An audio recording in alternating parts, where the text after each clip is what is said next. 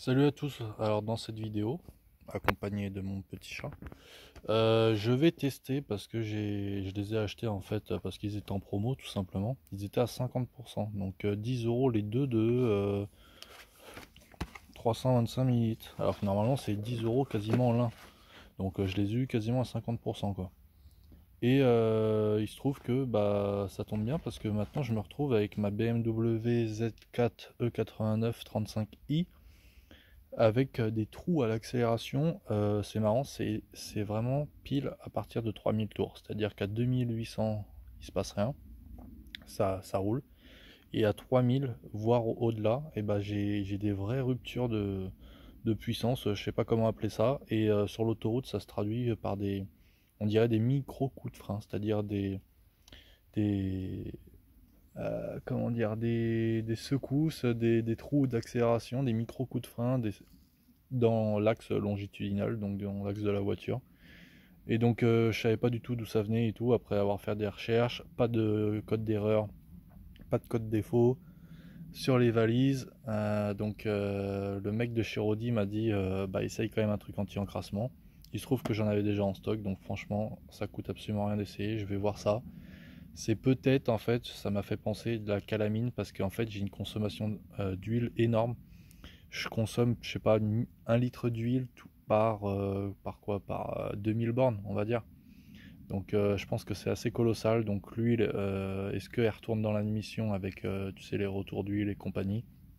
Est-ce que ça crée de la vraie calamine un peu dans le système, dans les cylindres, ou j'en sais rien, je suis pas un expert.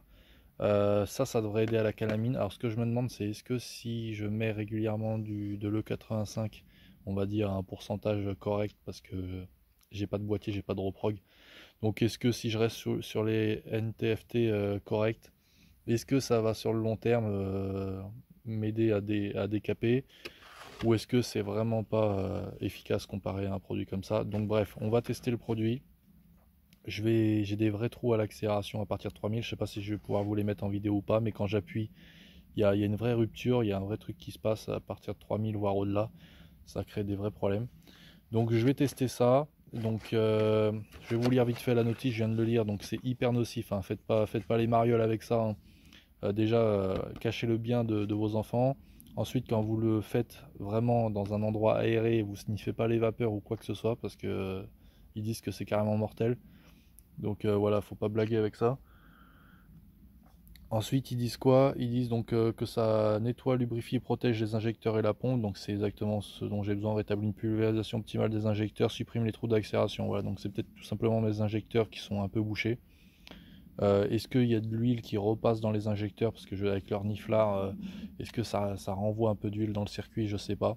Mais je pense que vraiment, ça coûte rien d'essayer comparé, enfin par rapport au problème que j'ai quoi. Déjà, si j'avais pas ce problème-là, je pense que ça serait pas mal d'essayer pour gagner un peu en comment dire, en conso et tout, en préventif. Mais alors là, vu le problème que j'ai, est-ce que si je vais utiliser les deux de toute façon, je vais utiliser les deux flacons, est-ce que ça va rattraper un peu le coup ou pas? Sachant que c'est très récent, hein, ça me le faisait pas et depuis ça me le faisait pas, je le sentais pas. Après j'ai cru sentir un truc quand j'accélérais et ensuite quand je suis allé sur l'autoroute pour faire un voyage à 140, donc quand j'approchais des 3000 tours, j'avais un vrai j'avais vraiment des trous et depuis ça fait que s'empirer et là c'est vraiment problématique quoi. Donc on va voir si ça rattrape le coup. Mode d'emploi. Donc vous allez à la station, vous versez, donc faut pas avoir le plein, hein. Vous allez à la station quand vous avez besoin d'aller à la station. Vous versez entièrement le truc et là vous rajoutez, vous faites le plein. Faut que le plein soit entre 30 et 70 litres. Donc voilà, si vous avez une grosse voiture qui prend 120 litres ou je sais pas combien d'essence, vous en mettez un peu moins. Vous restez entre 30 et 60 litres. Alors moi je sais pas. Pour avoir un effet curatif, qu'est-ce que je dois faire? Plutôt 30, plutôt... mon réservoir fait plus de 40.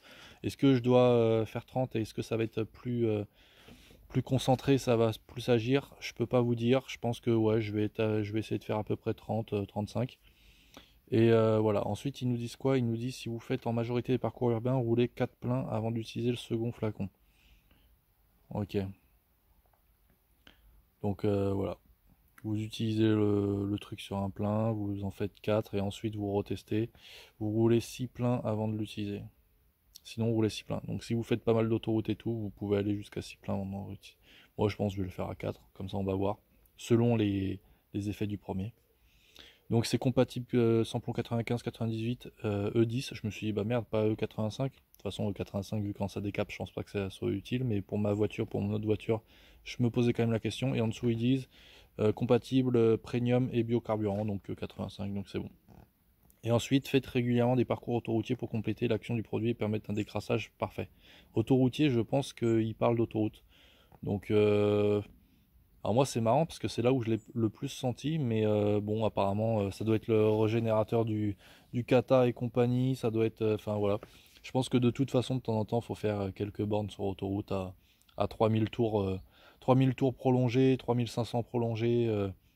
Le moteur a besoin de monter un petit peu dans les tours de manière prolongée, pas juste des accélérations franches. Parce que moi en fait j'ai de la patate là, j'ai de l'accélération franche, je peux monter à 7000 tours. Mais justement c'est quand je reste quand je fais varier euh, le régime doucement dans une plage de 3000 et quelques tours, c'est là où je sens les problèmes. Donc en fait, j'ai de la puissance, mais j'ai quand même des trous d'accélération. Bon voilà, allez, c'est parti, je teste ça et je vous fais un retour dans quelques jours.